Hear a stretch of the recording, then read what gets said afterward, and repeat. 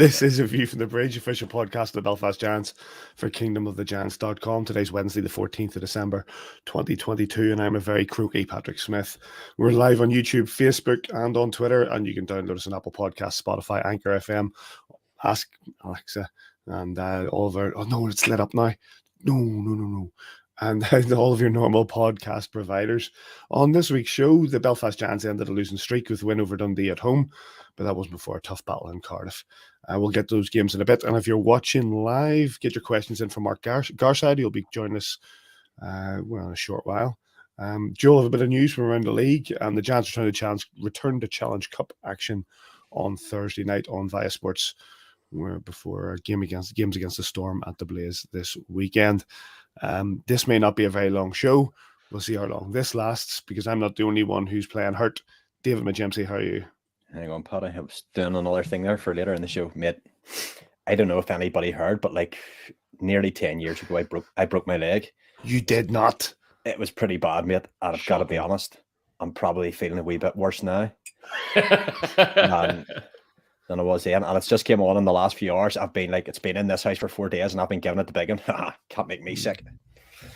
Yeah, but three night shifts in a row seem to have just got me. Yeah, I think both our kids have had sickness over the last week, and then we had we had a great trip to Alton Towers at the weekend with the kids and all that, but it just seems that the bugs have been passed on then, and I'm just suffering. Hot lemon, woolly hat, 2 jumpers, Minnie Mouse for Andrew Owen sent me that. Minnie Mouse hot water bottle. I'm going to try and get through here, just going to take it for the team. Thank you. Wonderful. Joel, how are you? Are you fitting well? Yeah, well, I've never been fit in my life, but I'm all right. I'm going to try my best to center this line that's playing hurt tonight, but I don't know, boys. we'll try our very best here. At least we've got a win to talk about, right? That's better than last week. That is very, very true. We will get to those games shortly. Before we do, we start with the news late last week from the Belfast Giants that Colby McCauley had departed with immediate effect. 10 points in 22 games. Domestically, the club are sure that a replacement is inbound. Now, there's been significant online speculation, rumour, tittle-tattle as the reasons behind the departure, none of which substantiated and none of which we'll be dignifying with any discussion on here. From our point of view, Davey, the Giants have lost a forward that needs replacing. Yeah, from the club have already said that replacement's either incoming or already booked. From my perspective, when you sign for the Belfast Giants, you sign for a whole lot more than goals and assists, and that'll be assessed on a daily basis. And the club have decided that it's time to cut ties with him, and off he goes. So he's away. Joel? Yeah, look, the club is people come and go from the club. They've we've lost players mid-season since year one, and we'll continue to lose players mid-season. But as we often say, the club is so much greater than any individual, absolutely any individual, apart from us three, obviously. So look, the club will carry on, and I've no doubt faith in Robert Fitzpatrick, the ownership group, the coach, whatever else is the same as it was last week. Absolutely, the name on the front is far more important than the name on the back. Let's get to the games that took place this weekend. We start with the game at Ice Arena, Wales, between the Belfast Giants and the Cardiff Devils. Of course, the last time these two faced off, the Giants had a significant win. This time, the Cardiff Devils were able to hit back with a 4-2 victory. Goals from Sanford, Crawford, and then 2 more from Sanford to seal his hat-trick. 2 goals for Kieran Long for the Belfast Giants. In goals, Jackson Whistle, 31 shots on, 3 goals against. Ben Bounds, 42 shots on, 2 goals against. And your referees were Tom Perring and Stephen Hogarth. Now, Davey, as I said earlier, I didn't get to see this game live because I was away. I have watched the highlights, and given where we are as a team and the players trying to get back in the roster, how was this performance? See, Paddy, this is different. Obviously, empty netter, Dan, wasn't it? Yes. Empty netter. Yeah, so it's really a 3-2 goal, 1 goal game, and with an empty netter to fill it up. From my perspective, it sounds stupid because I'm always banging this drum that we've actually played a lot better than the result suggests. We came out in the first period, and apologies to everybody, I just wasn't well enough to get the goals. You've got them from YouTube. Got them from YouTube. Going for the whole thing. We came out in that, and Soisy was in that top line there for Scott Conway on the night. Hits the post on the first shift. Could have been such a different game. I think the Cardiff Devils at times have kept us can't even be it there. Keeps us to the outside very well. They're big bodies, and you have to be willing to continually pay the price to go in there. I'm not saying guys didn't, but like Ben Barnes didn't have an awful lot of like really difficult shots to save. I thought we played well statistically. We outgraded them. You know, the expected goals was a good margin in our favor, which suggests that we're giving up softer goals and we're not converting. I think Andrew Dixon talks about it in the webcast with Simon on Sunday about conversion rate. You know, we're out shooting teams sloped every game. You know, well, sorry, not every game, nearly every game. We're really out shooting teams, and you've got to turn that pressure into goals at this level, and that's just an unfortunate one on the penalty kill that goes against us. There's a couple of funny old calls. I'm the one that says, you know, you've got to take it rough with the smooth with some calls from the referees. Now this is Kieran Long, goes straight back down the ice and makes it 1-8. Ben Barnes will probably want to have another look at that. But we hung in there. We silenced the crowd for good. The first period, I remember texting Taff at the end of the first period saying, should have answered his phone at work, but saying it was a really good first road period, considering we had mixed lines up. Sometimes, sorry Joel for going on here, sometimes when you just go with your 3 lines of forwards and your 3D, there's no complications. You're just rolling. You're just on, sit, on. You know, you're more or less every other shift. You know, you're coming back on the ice and you're just rotating that. And for the first period, I thought like we certainly carried the game in the first period. And disappointed that we didn't come out of this game with something, but just, you know, wasn't meant to be in the night, whatever you want to say, hockey calls. I think there's a couple of calls, like I think we had 1 power play against, I don't know, probably if you have the stats there, 7-8 maybe, and it wasn't that kind of game, but sometimes you have to be that sandpaper to go into, as I said, those dirty areas and draw penalties, which just don't think on the night we did enough. I think the power plays, we were no, I'm looking at the wrong game. It would help if I looked at the right game. I was looking at the Dundee game. But yeah, 78. But like Davey said, Joel, it's a case that, especially after last weekend against the Storm and the reaction to that, we needed a reaction on the ice. Despite the loss, I felt we got it. Yeah, I sort of opened my game report this week for this game, saying that I felt that the Giants came into Cardiff. Difficult road trip, always has been, regardless of form. It's hard to go to Cardiff. They're games that have a little bit more bite to them. I think that the Giants went into that game knowing that the stakes were high, and I think that you could see it. I think the first period was a little cagey.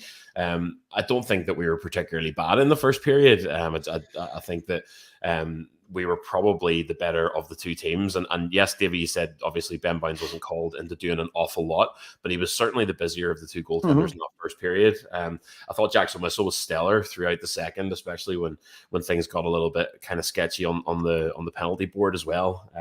You know, we go 1-0 down on a 5-on-3. You know, it's hard to turn the tide whenever the numbers game catches up on you like that. You know, individual standout moments. Kieran Long got us back on the board really quickly and was super all throughout the weekend up until, as we come to talk about, he didn't come back out for the third period on Sunday. But yeah, look, it sounds like an old sporting trope, but I sort of felt like the Devils owed us one. It's a hard road game to go away and play on. They had their opportunity with us maybe not playing great as of late, and they owed us a black eye after the one we gave them before. So yeah, look, it is what it is. Sorry, Dave, I'm going to correct myself there. According to the Elite League stats, the Devils had 6 power plays to our 1, and we converted on the only power play we had. Yeah, but you're right. To put us on the 5-on-3, Tom Perrings called it from near enough center ice. There's a bit of a melee in front of our goal, and he's called I think it's Lewis Hook for hooking from a distance. And you know, again, without being too critical, because I think, well, to be fair, Adam Keefe nearly came on the ice. You need. I've spoke to refs in this league. We're very fortunate. We're in a privileged position at times to get to talk to them, and like they don't come into the press, but they're all very free with their comments and how they see games and try to. I like to talk to them because I try to educate myself as to what they're seeing. Spoke to one about too many men calls the other week, and it's enlightening, you know, what they're seeing. I think we had too many men calling the night as well, which is something now that refs and linos are looking for, because we're at that stage where we're not far off one every other game or whatever. So rest are looking forward. But to give us a 5-on-3 for something that soft, you'd be very disappointed if you're a coach in that situation. And they went on, obviously, to score on that 5-on-3. And Jackson Whistle, statistically, he had 31 shots against, 3 goals against. Joel, but coming up strong, especially away from home. Yeah, and that's it. I think the Devils, as Davey said, they're very good at collapsing around their goal. They're very good at protecting Ben Bounds, and I thought that they were very good going forward on the break as well. So, I think that the chances that they found on us were of a higher quality than the chances we were kind of finding. And even they were converting from long range. I think there was it the second one Marcus Crawford scored just before the end of the second period. Big clap from the left hand side. So they had those little bits of luck as well, firing through traffic and whatever else. But yeah, just I felt like it was one that just the Cardiff Devils owed us, and we weren't horrible, but we didn't do enough to win. Just is what it is. I think, from my point of view, it's frustrating because I think we've seen that the Belfast Giants are a better team on their day than the Cardiff Devils are. So going in the way we were and the way we've been the last couple of weeks, and we haven't been good the last couple of weeks. It hasn't been great. We've been hurt. We've played badly. We've had some poor performances, and I was sort of worried going into Cardiff that we would take a shellac, and we didn't take a shellac. And I thought, given the team that we put out there and the game we played, we were in it right to the death. And I think that's a good performance. You put our full side out there, I don't think we lose that game. I think we do a lot better than we did. Just a comment there from Stephen Mills, Davy Cullen and Bast are playing some smashing hockey. Yeah, arguably for 2 D-men, our 2 best wingers at the minute. They're the ones that are, they're forcing defensive responsibility also on our forwards, because more often than not, they're leading the transition. They're taking the puck over the blue line. Our controlled entry's been very good. Our numbers have been strong there. We didn't give the Cardiff Devils much in terms of controlled entry to our D zone at the weekend. We made them chip and chase a lot. They iced the puck constantly. Like I don't know whether somebody actually counts icings on the night, but used to. But what's the point? Well, like what does it tell you apart from you ice the puck? I think that they played quite negative at times, in that they tucked in around the house, as I said right at the very start. They forced us to the outside, didn't give us anything inside, and just whenever those D-men got the puck, it was up off the glass or it was straight down the centre of the ice. And for them, they went on the next night. I spoke to a few people within the Cardiff Devils organisation who said that they're at this stage, they're getting a lot of grief from fans about the quality of the Cardiff Devils team. Somebody actually used the term, it's the worst Cardiff Devils teams that's ever been assembled, and I did remind them about 8 or 9 years ago, we were playing in a wooden shed with a blue tarpaulin stretched over the top of it, and Paul Ragan coming in his BMW and parking in the disabled spaces. It was am I right or wrong? You were there. You're absolutely right. I can't laugh. They had chocolate on the pizzas. It was a bad time for the club. And they did. Do you remember they caught us with a pizza coming in? Yeah, but I put it in my backpack and the thing went on its side, and then when we opened it up, it just all collapsed. It was good times. But yeah, look, and then they go on the following night, and I think how many did they lose to the Panthers, who got absolutely mullered by Storm, didn't it? So it's like Storm, five. Yeah. I thought they went 5 and Storm, wasn't it? I thought Nottingham played Cardiff on Sunday, but anyway, it doesn't matter. I'm nearly certain it was Nottingham. They did. They beat them 5-2 on Sunday. Yeah, so it's just they're up and down form, and it's dangerous. The only team that's really stringing it week after week, and they haven't came up against. I'm not saying they haven't had adversity. They haven't come up against the big the injuries. Cardiff or the Guildford Flames are still just putting the wins in there. I think we're no way 17 back there. So that's it's just all you can do. All you can do in hockey is go and win your next shift. Go and battle for your next shift. Try and win your next period. Try and win your next game.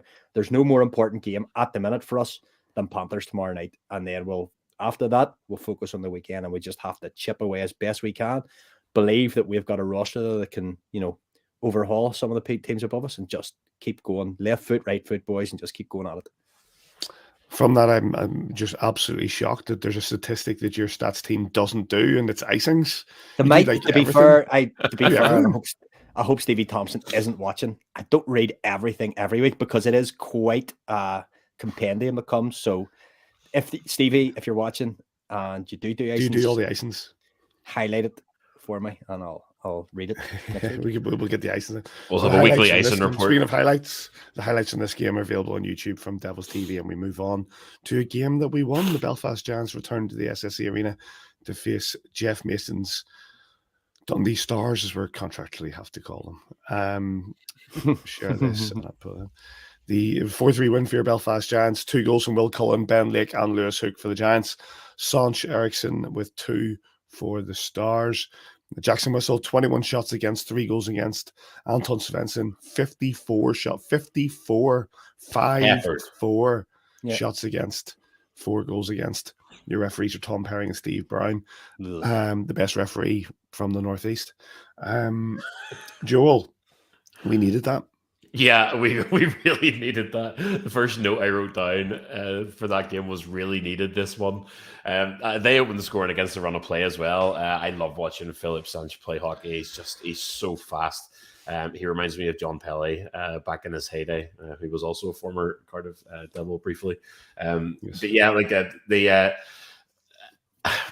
it's another game that we responded quickly to. Sanch gets them 1-0 up against the run of play. Will Cullen, Ben Lake set up Will Cullen's goal. And I know that it's easy to say Will Cullen as a defenseman with 2 goals was the shining star in this game, but Ben Lake was absolutely something else on every phase of play during this game.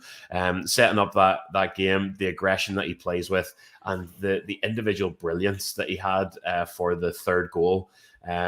They on the breakaway came over the blue line, sort of went forehand, backhand, and managed to just slot it over the left-hand shoulder of Svensson. I thought Ben Lake was just an absolute joy to watch in this game. But yeah, we needed it. Laker was outstanding. Will Cullen was outstanding, contributing 2 goals. Lewis Hook's on the scoreboard, and he's been contributing points fairly regularly since he came back. The only dark cloud hanging over this game for me is that we seem to have lost Kieran Long after it seemed to be a kind of slash that he took in the second period, and he tried to come back out for his next shift, didn't re-emerge for the third. So pray to goodness Longer's all right. Go ahead, David. Don't know how he is because I was looking to get my hair cut next week. You're getting the one-handed cut. Oh, well, maybe you got the two-handed cut, so I'll not even risk that. 3 weeks later, we're still going. Still on. But yeah, really needed that. I thought we needed it. We came in and found our spark, and credit to the Dundee Stars, didn't make it easy for us as well. I think Mace, he hasn't found consistency throughout the season, but whenever that team's firing, he's got a great wee side there, with a couple of boys who I would quite happily see in Teal and White. So not an easy win, but I'm glad that we dug one out. That's absolutely right, isn't it, Davey? It was a fight more than anything else, and it has been with the Dundee Stars. I keep thinking, yes, Jeff Mason's Dundee Stars. I keep thinking that Dundee Stars. I like what we did in Cardiff in that we transition the puck very well. We get it back high, and that they are having the lion's share of the shots. We talk about stats and stuff like regularly be D-men and double figures for shots. So it's a definite, it's a system we're playing. No surprise to you that the likes of Will Cullen coming up with a couple of goals. Great shot. Some of the D have an absolute rocket on them, and that's the stereotypical grind, isn't it? We come in on a Sunday afternoon, you've had a hard road game the other night. Travel definitely wasn't easy for the lads. No. And, you've got to come back in on a Sunday afternoon, go less than 24 hours after going to a very tough rink the night before, still short bodies, losing bodies during the game. And you just have to grind it out. And, can I say it every week? The 2 points in, December is important as a 2. And these will be 2 important points. And we then just refocus for tomorrow night. It's just one shift, one period, one game at a time. Paddy, sorry to jump in. One thing that was a game saver on this that cannot be understated. Mark Cooper saved that game in the last couple of seconds. They clawed it back to 4-3 in the 58th minute, skating 6-on-4 with the goalie pulled. They really pressed us in the zone, and in those dying seconds, Coop absolutely chucked his body in front of an absolute rocket. And it's those little defensive plays that don't make the highlight reels just the same as the pretty goals like Lakers over the shoulder, but that's Mark Cooper back doing what he does best, and my goodness, we've missed it. I have a question from Aaron Murphy earlier today. If Coop was back in the lineup, obviously he was back last week with the Manchester Storm and come back in and he's sort of finding his feet again. But you're absolutely right, Derry. He's a player that's key to this side. He's been a player certainly depended on over the last sort of season a bit for that bit of physicality in terms of going and agitating around the blue paint. And I say there's been so many. Joel talks about coming up with that big block at the end of the game. Our top players have been throwing themselves. The other week we're talking about Scott Conway throwing himself down with minutes to go. It might have been away to Guildford the other week. Of course, we didn't come away with the win, but it gave us the opportunity then to go down the ice, pull Jackson whistle as it was, I think, on the night, and get the 6-on-5 and an opportunity to tie the game up. So the blocks this season, the little chart to do, some of the numbers on it are unreal, and you're getting buy-in from every player. There's no player in that organization, there's no player in that locker room that doesn't appear on that chart. Everybody's laid themselves down. And like, you know what it's like yourself when you get hit with a rubber bullet that can be sore, so you don't want to be not since about 1995, mate. But yeah, it's the glory days, man. We were younger. I once saw Ulster's hero taking one and telling everybody to run on, but they were already well up the street at that stage. But like, you don't want to dive in front of these pucks. Yes, you've got shin pads on. Yes, you've got padded shorts. Yes, you've maybe got a wee bit of padding on your top half, but that just catches you where you don't have padding. And we'll ask with Mark Garside coming on in a little bit, ask him what it's like, because he throws himself down in front of the pucks as well. Adam Keefe used to do it with his head. Remember, like when he was there, he just give it away and throw himself down. And that's what it means to be a Belfast Giants. And that's, that's another thing. Johnny Boxall in the Challenge Cup final. Yeah. They do it week in, week out. And it's very, very good that Joel's actually highlighted, because these little details don't always get the praise that's due. Here. Right, well, let's say a 4-3 win for your Belfast Giants, back to winning ways ahead of the 3 games in 4 days that are coming. The highlights of those games are available on YouTube that game is available on YouTube from Belfast Giants TV. And we go to the fan agenda, brought to you by our friends at Belfast Giants TV. Returning, he's only on a few weeks ago, but he's back on with a very good reason. We're delighted to have back Mr. Mark Garside. How do you, mate? Welcome to the hospital ward, mate. Honestly, give you a bit of advice: just stay away from your screen. You might catch something that's just floating around this whole podcast in a minute. Yeah, it's disastrous. How are you? I'm good, mate. How is everybody? Yeah, they're all right. So, before we talk about the hockey, and I know Davey's doing some frantic scribbling in a minute. Obviously, last week and last little while, we've been doing some fundraising with regards to the neonatal unit and the intensive care. From your point of view, give us your take. What does this mean to you? Well, a hell of a lot, obviously. As some people may know, our daughter Quinn was born in September, and she was essentially had to be resuscitated at birth. There was a lot of bleeding involved and stuff. And so she spent her first 10 days, I think, in the NICU unit in Ulster. A lot of care taken by the doctors and nurses and things. So me and Becky and our family just wanted to give a little bit back. And so thankfully, one of the ways we can do that is through the Giants. And it's, we really appreciate everybody's generosity and buying tickets for the raffle. I know it's a terrifying thing as a parent when that happens, but the people who do the work in these intensive care units do a phenomenal job, and it's fantastic, like you say, that we're able to dig in and find a way to help them out. Davey, you were chatting to Mark about that and sort of helped in this drive. I'm interested in the name. Where is Quinn like an old family name? Is it just a name like fabulous? Oh, really strong. It was my wife Becky, just liked the name. There was no family in that. The story is Gary did what he was told. She liked it, and I went, aye. It's not a thing. So maybe in years to come, that's exactly. Mine are named after old ladies in the family. Well, no longer with us, sadly, but it's just sometimes family runs through families. It's just interested. But we'll do this draw quickly here. Let's see if I can do this, Paddy. So give us the details, Davey. What is it? What we're looking for? What are people? I want to share my screen first, Paddy. How do you hit go present? To present at the bottom? And I want to say slides, or share screen. Share screen. You're watching a view from the bridge. Don't be like that. Stop at now. Right. So if I say share screen, right, Yes. and if I go to window or Chrome tab, it is. yourselves, Right, here we go. Chrome Here we go. Here we go. tab. Right, here we go. I don't know whether you're going to be able to see that in big enough. There's a lot of names. They're all down the right hand side there. Look at Oh, that. that's a lot of names. The Right, first, so- well, just look at the generosity that Mark talks about there. So first prize that we're going to spin for first is for a game worn Mark Garside shirt. You're going to get to meet Mark after one of the games coming up. We'll organize that with Laura Small. Where's my pen? Yeah. So I'm going to press this, and we'll get our first winner. See if this works. Oh, here we go. Wheel of Fortune. Ooh. The tension's unbelievable here.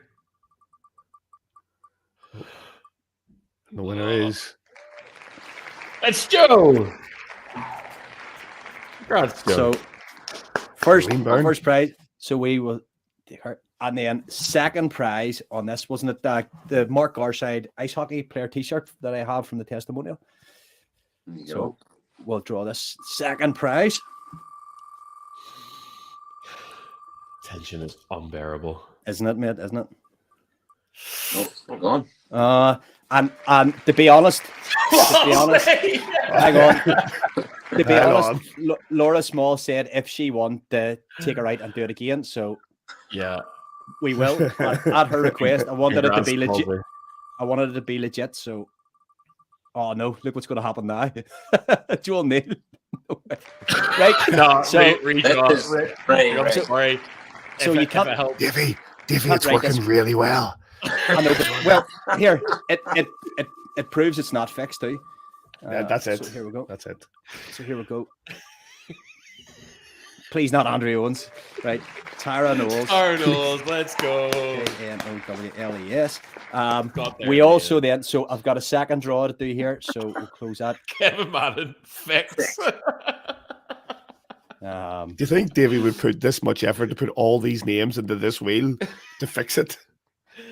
It'd be really This good if he did. feels like That'd be that really Father impressive. Ted episode where they're trying to raffle the car. Just bear with me, boys, and coming up with the next draw here. It's just Is this You're have you got watching. another wheel of fortune? yeah, I've got another Wheel of Fortune here, big lad. What was So- your presenter's name? Les? Something? I can't remember. Leslie Crowther, was it? No. I don't I've know. got Les Dawson's probably more from Was it Les? right, here we go. Can't remember. Oh, Wheel of Fortune. Nicky Campbell. He did. Nicky Campbell did Wheel of Fortune, didn't he? Right. Come on, V. This is Come the on, V. second draw. This is the draw that for everybody that donated during last week's podcast. Very generous. We got an incredible 270 something pounds in during the show. So this is for hockey, Mel the Magler Angelstad hockey DVD of beating Legitimate, people up. legitimate, authentic copy. Completely Yeah. legit. Look at that. That was the master. And a Cardiff Devils first ever game we played against the Cardiff Devils, a program from my own collection. So we want to spin this way again. I want to thank Mark for his patience here. Right, so Who? Bass Oh, boy. I'm assuming that's bass and not bass. That's got to be Owl Bass Boy. All right. Yeah. Okay. If you're watching, let us know what your actual name is. and I'm then sorry if it's Owl Bass Boy. and the last draw is for the teddy bear that was very kindly donated by Wendy. That the Awesome. money, the money that was raised on this is going to the Cash for Kids appeal. This Christmas Cash for Kids appeal. So here we go. There's only 9 people in this one, so you've got a slightly more than 10% chance of winning. So here we go. This is phenomenal audio content. You for don't get everyone this in listening any on other Spotify. podcast. You do not. You do not. The variety, the sheer variety. Tony Hamilton. Tony Hamilton, well done. So Well done, Tony.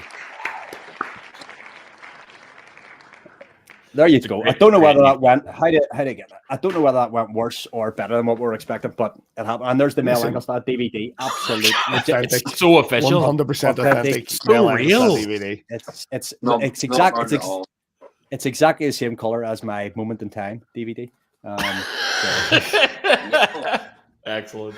But I think we'll go back to what Mark said at the very start: the generosity of people across like a week or 10 days that we were doing that. especially at this time of year, and for every time we're very fortunate that we're able to get involved in things. I guess the generosity of Belfast Giants fans is just phenomenal, and I think it was 11. Am I right in saying it was about £1,100 with give in? I think so. So incredible. So thank you all very much. Yes, thank you. Yeah. So let's briefly to the hockey.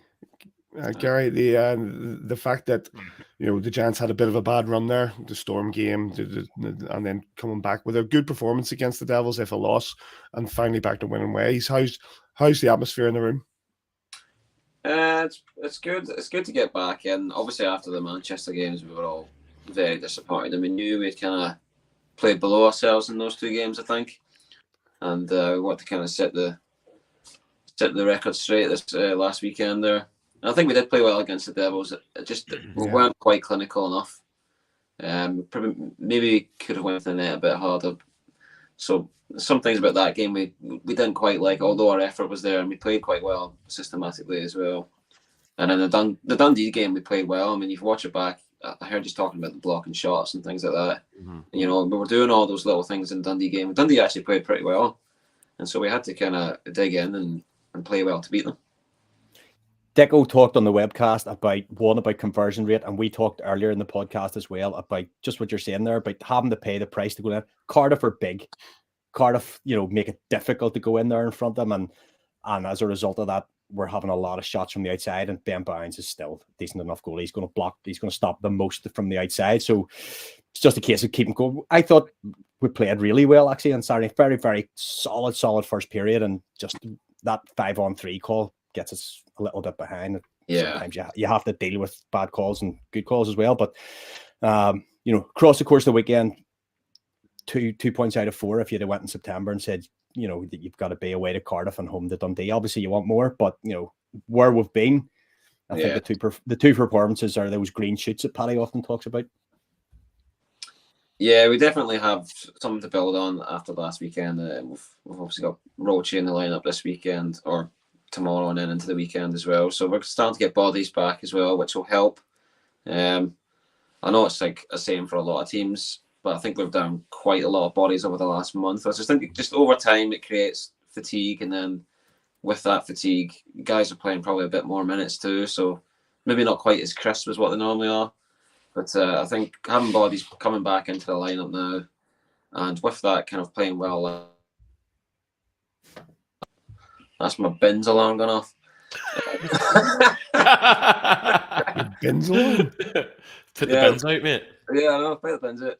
But yeah, no, with us playing last weekend, we know we've got something to build on now. And having guys, having Roche coming in, guys are pretty positive this week about this, about going in and playing Nottingham and Manchester and Coventry.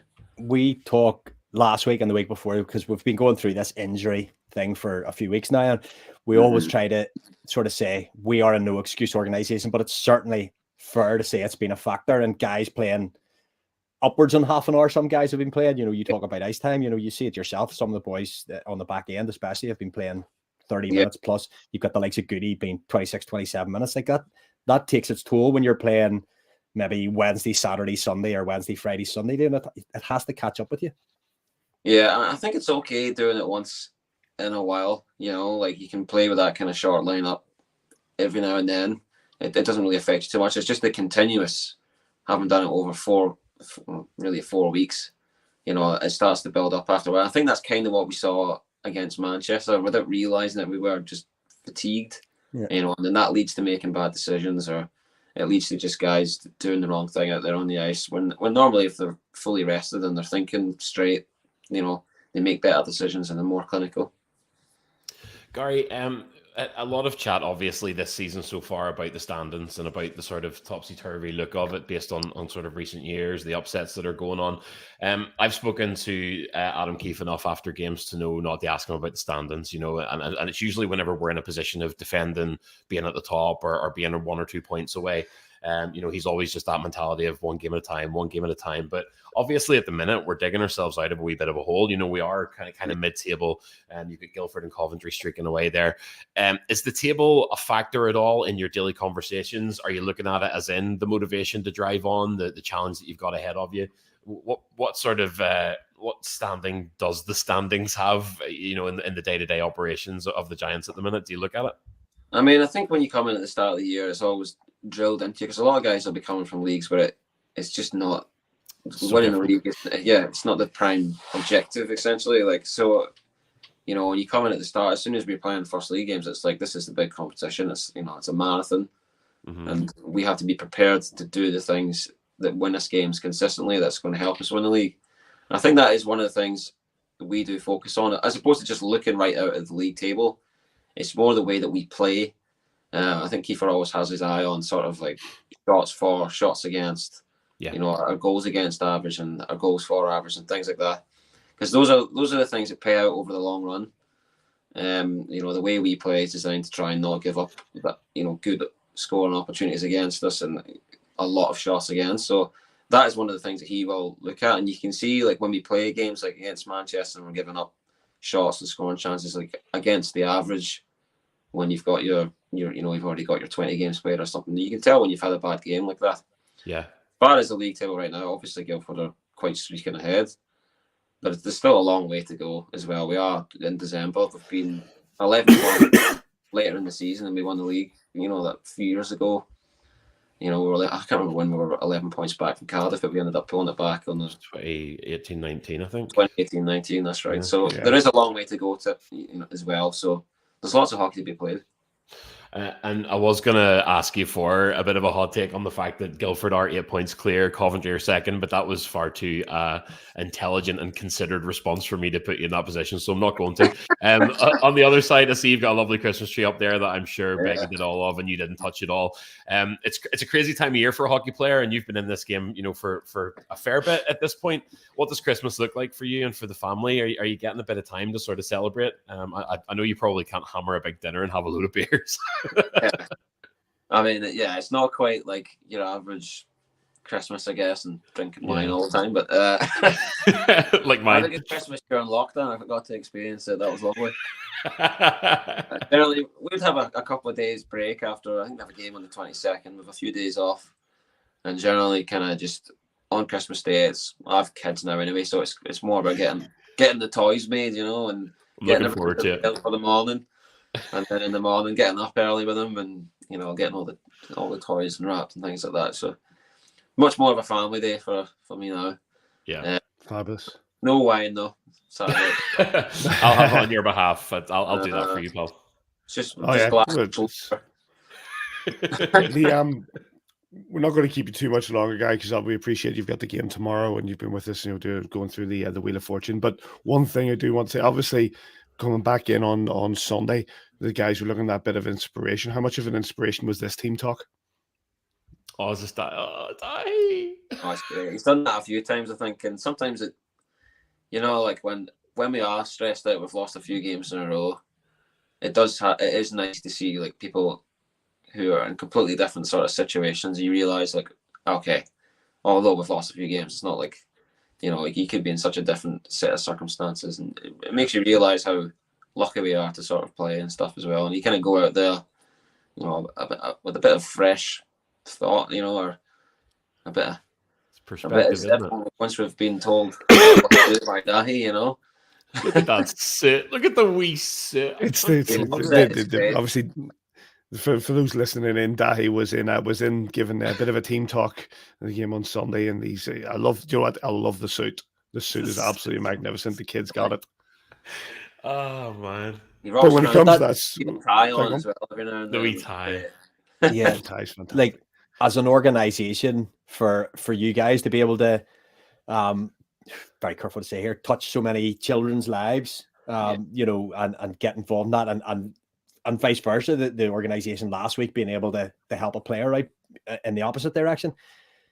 It's the little things that you say gives a little bit of perspective as well, that yes, this is very, very important to a lot of people, yourselves included, but it's also very important what we do for these guys. Yeah, I mean, over the years, especially, Laura's been kind of in charge and sort of helping and sick kids and things coming in the room and experience, and it does give us such a good perspective on, how lucky we are to play for the Giants, and even how lucky we are just to be fit and healthy and able and live the life that we do. I mean, a lot of these kids are like that. He's waiting on a heart transplant, so they're in completely different kind of circumstances to what we are, and it's really fun to see him come in and sort of put a smile on his face, and he loves coming in and doing those like little team talks and things too. It's great. And likewise, you were up a mile neck of the woods at John the Baptist School just the other week, giving a sort of a presentation to the kids there. What does that entail? That's just so I'm sort of doing all the healthy lifestyle school visits with the Giants now. We just kind of go in and give them a sort of 15-20 minute presentation on living a healthy lifestyle. You're exercising, you're eating, and you're sleeping, and then it's a Q&A for an unspecified amount of time about how many Boston fights I've been in and whatnot. Sounds like appearing on A View from the Bridge, mate. A Q&A for an unspecified amount of time. Can I just my last question of today is, Mark, will you come to my house and give me that talk, please? I'll send you over an email if you want. Would you please? Just the PowerPoint presentation and the script there, you can have it. Give me the cheat notes, man, please. I need it right now. Thank you. Listen, Gary, we really appreciate you coming on. Good luck tomorrow against the Nottingham Panthers and the forthcoming weekend, and well done on the fundraising for Niku and the likes. And yep, thanks for joining us. Thank you, and thanks for helping out with all the fundraising as well. Happy Christmas. Happy Christmas. Mark Garside. Mark Garside. Love that guy. Big thanks to Mark Garside for his time. We really appreciate him coming on. And Davey, the generosity that came from the Belfast Giants fans and the people, who tune into A View from the Bridge was remarkable. Unbelievable. I tell you often, my favorite player that, just I can't get enough of that fella. He's such a good attitude on and off the ice for us. He's been around a long time now, and his numbers are starting to creep up there. Somebody else might just get jumped up over the next couple of weeks. So and what he was able to do with his family to pay back. We talk about Quinn having a bit of a difficult start to life, and families generally want to help out the ward or whatever after that. And the Garside family went to, and I think it was Gary's mother-in-law went to work and raised some money, and we were able to be just a little tiny part of that. So very blessed that we were able to be. Fantastic. Right, Joel, any news? Yeah. First of all, we have 2 Challenge Cup quarterfinal second legs happening live. One seems to have descended into chaos. Yeah. So the Fife Flyers and the Dundee Stars are currently locked at 8-8 on aggregate after finishing 4-4. And they are heading into overtime. And the Cardiff Devils and Sheffield Steelers, that one is late in the third period. The Steelers are up 5-3 down in Cardiff Bay, which gives them an aggregate of 10-4. So I think it's pretty clear who's moving on through there. But keep your eye on Flash Score for the next wee while for that finish between the Fife Flyers and Dundee Stars. Fife, as we'll look at in a wee second, haven't been overly great domestically recently, so that would certainly be a big boost to them. But anyway, Josh Batch and Scott Allen have been kicked from the game for fighting. Oh, I didn't see that. Spicy. Yeah, so we'll keep an eye on that before the end of the show. This past week in the Viaplay Elite Ice Hockey League, on Friday night, the Guildford Flames travelled to Glasgow for a 3-2 win over the Clan in the evening's only game. On Saturday, the Clan's homestand continued with a 7-1 loss at the hands of the Sheffield Steelers. The Flames continued their Scottish road trip with a visit to the Kingdom of Fife for a 6-2 win over the Flyers and another 4-point weekend, which, as we were talking about with Mark Garside, now takes them 8 points clear at the top of the table. The Manchester Storm absolutely took the wooden spoon to the Nottingham Panthers. They beat them 7-1 at home in Aldringham. And then this is one of the maddest goal swings I've ever heard. So the Manchester Storm wins 7-1 in Aldi on Saturday. And then they travel to Coventry on Sunday to take on the second place Blaze and lose 9-0. It's just ridiculous. 7-1 win to a 9-0 loss. Make it make sense. Anyway, the Panthers bounced back with a 5-2 win over the Devils back at the NIC, and the Steelers then traveled to Fife for a 5-1 win, leaving the Flyers with another 0-point weekend. Just a quick one, Paddy, on the Great Britain Men's Under-20 World Championships. Yes. With a bit of skin in the game there. Great Britain beat Romania 9-0 in their third game at the IIHF Men's Under-20 World Championship. Division 2, Group A in Kaunas, Lithuania last night. Max Sturz got himself a hat-trick, and Kel Beatty and Carter Hamill of this parish is also in the squad. GB now have 2 wins from 3 matches and remain in contention for a gold medal and promotion to D1. They're back in action again on Friday when they face the Netherlands at 2 o'clock UK time. And I think they're all being live streamed, so have a Google at that. They have 2 games left, Netherlands, and then on Saturday they play Spain at 10:30 in the morning UK time.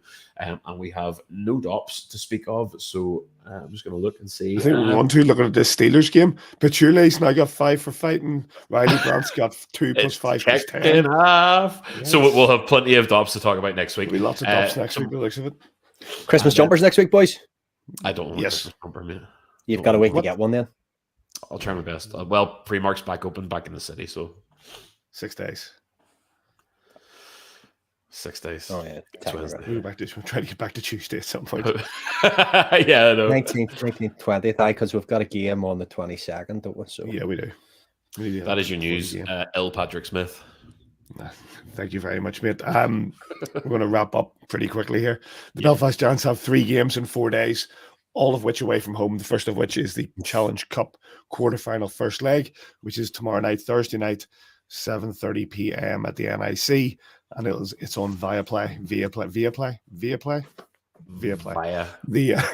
No, I can't forget now. Viaplay, whatever. It's Via. It's Via. What we'd normally do is we'd have the likes of our good friends Aaron Murphy or Colin Shields on, but we weren't doing it this week because it was Murph 100% was in, but his flight was at 9 o'clock tonight, so he apologized earlier. He said 100%, no problem, Davey, but I'm flying while the podcast's on, so Paul Eadie's helping him out tomorrow night, so good to see Coach Eadie back on the TV screens with his, I'm sure, double-breasted gold button jacket.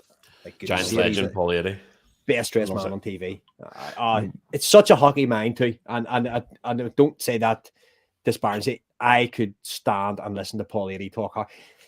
We talk about how lucky we get. If you ever get a chance to have 10 minutes with Shane Johnson, if you see him around the rink, ask him about hockey stuff. Educate yourself. These guys are unbelievable. Rob Stewart and all that. Ask them just little details. Paul Eadie, unreal. Aspects of the game that you're not sure of, or things that confuse you. Even the things you don't, things you do not see, things you literally don't see until they're pointed out. 100%. I think there've been times of the last, whatever it is, 18, 19 years that we've been doing this, that I've ended up talking to the likes of Colin Shields or Paul Eadie or Doug Christensen or whatever, and they've pointed something out to me that I've never seen before, and then you see it, you see it again, you think, actually, that's an aspect of the game I never noticed. And it's if you ever get the opportunity, I know these guys are in the bar or whatever, it's nice to talk to them, and talk to them whatever you want to talk about. But if you can talk about the nuance of the game, you'll find that these guys are more than happy to talk about that. Look, I agree that a lot of people, and I'm not saying that everybody that goes to the game should try and be analytical in the game. You can't just go to hockey and love it. Just love the spectacle, love the fights, love the goals, and get on with it. But the longer you're in it, like we're in it 20 odd years, and I was watching hockey before that, and same with you guys probably. It's not enough just to watch a game. Sometimes you have to analyze it, and maybe that's just the type of person I am, quite analytical. So I enjoy breaking plays down and breaking who's blocking shots, who's not, who's making hits, who's not, and all that, and what goaltenders, where they're conceding goals, all the little nuances. So find something. If you're in this game a long time and you haven't yet, find something small and watch. Put a player cam in your head, pick a player in a game and watch what he does off the puck. 100%. Because sometimes you've got this, you just watch the puck and keep your eye on the puck at all times. One comes your way, you're wrong. Keep it, blah, blah, blah. But sometimes it's great to watch if Will Cullen makes a stretch pass up the right wing. Does he immediately go to the bench for a change? If he does, is he hustling to the bench? Is the new guy coming on quick? Are they swinging the lane? Are they going off slow? And that causes a problem because the away team have slung the puck around the horn, and because the D-man's gone for slow line change, we haven't kept the puck in the offensive zone. Little tiny things. So just, I'm not saying educate yourselves a really, really rude way of saying, just indulge yourself a wee bit more in an aspect of the game because you'll enjoy it so much more. How'd you end up in A&E, Davey? Oh, I got hit in the side of the head by a puck. Why were you watching the puck? Well, I was watching A View from the Bridge the other night. Watch the players, don't watch the puck. So I now get hit in the head and I'm here in A&E. What'd you do after? I have a broken nose. We had disclaimer. If that happens, not our fault.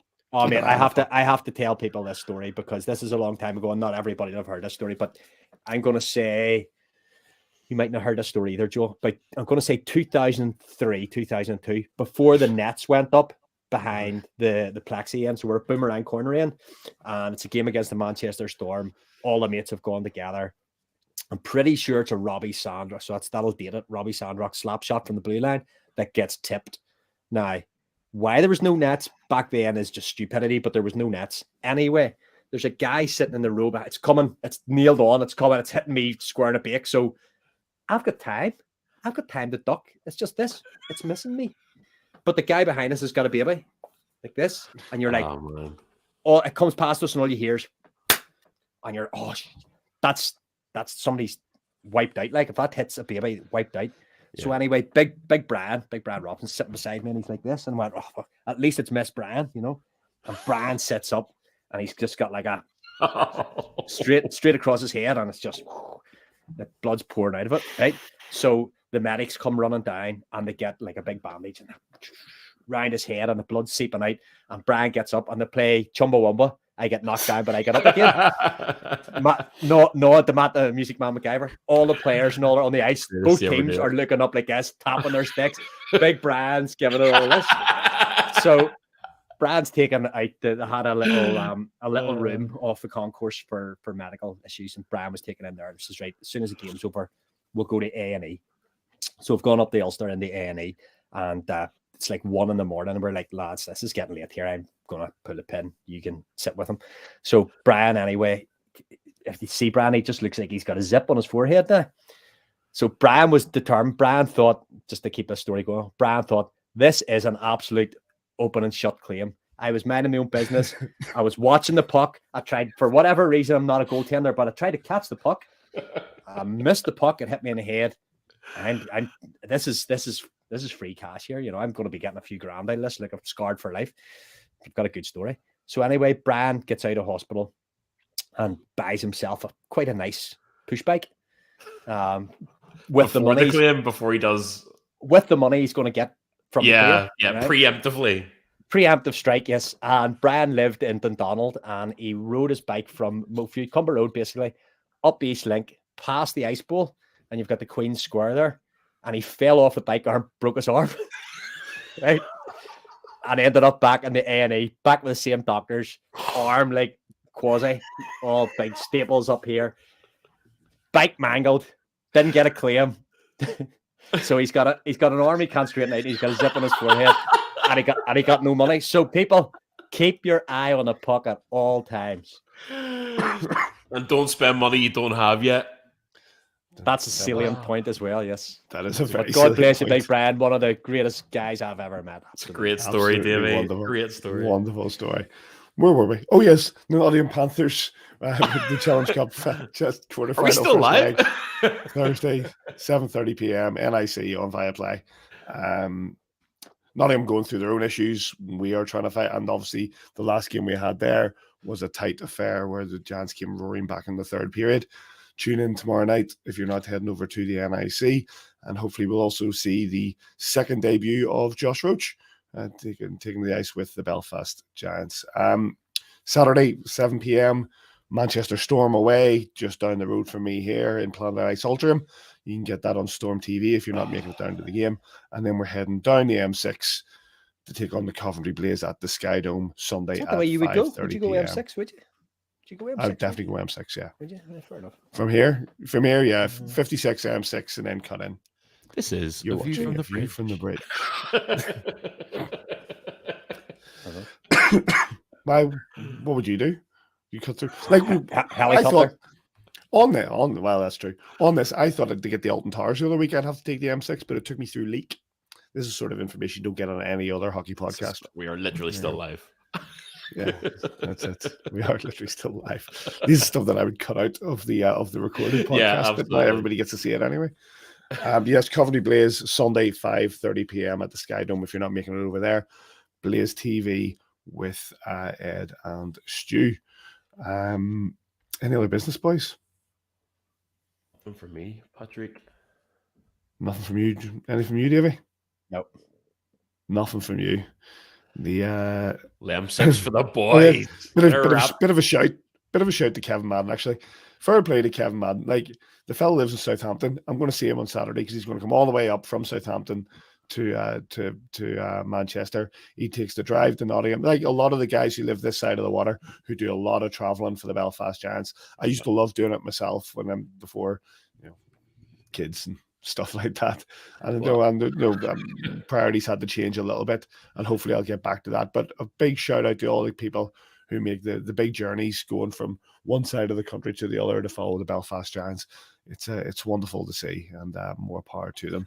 And with Cassidy Hornby. Oh, Cassidy Hornby says 5 have gone through, and just a big shout out because I think it was Cassidy that ponied up for the other shirt that I got given by Andrew Owens, a Lewis Hook Mark Garside testimonial jersey. So we're going to sort that out on the same night. So you can get down, meet Lewis Hook, and get that. And big hi to you. Give Kevin Madden a shout for me. Kevin's a fellow Taekwondo student. So, well, he's not. He's probably a master. But there you go. So basically, don't try to fight him. Is that what you're saying?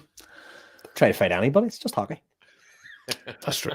That's true. Be kind to everybody. That's the way it is. You guys unless they're from Nottingham.